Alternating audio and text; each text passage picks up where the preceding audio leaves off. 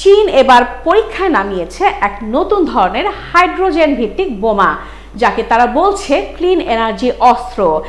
এটি তৈরি হয়েছে ম্যাগনেসিয়াম হাইড্রাইড দিয়ে, যা বিস্ফোরণের পর 1000 ডিগ্রি সেলসিয়াসেরও বেশি তাপমাত্রায় আগুন তৈরি করে, যা 2 সেকেন্ড ধরে জ্বলতে থাকে।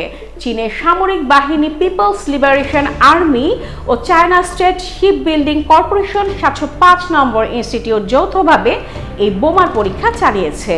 বিশেষজ্ঞরা বলছেন এটি পরমাণু বোমা না হলেও শত্রু ঘাঁটি ধ্বংস, রাস্তাঘাট কেটে ফেলা কিংবা নির্দিষ্ট টার্গেটে সার্জিক্যাল আক্রমণে এটি মারাত্মক কার্যকর হতে পারে। বিস্ফোরণের পর বোমা নিজেই হাইড্রোজেন গ্যাস তৈরি করে আগুনকে বাড়িয়ে তোলে এবং এমন তীব্রতা তৈরি হয় যে অ্যালুমিনিয়ামের মতো ধাতুও গলে যায়।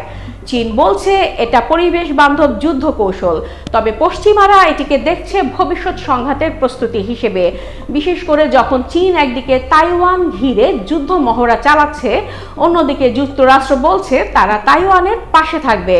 চীনের এই পদক্ষেপ স্পষ্ট করে দিয়েছে তারা শুধু পরমাণু নয়, আধুনিক ক্লিন এনার্জির মাধ্যমেও যুদ্ধের জন্য প্রস্তুত।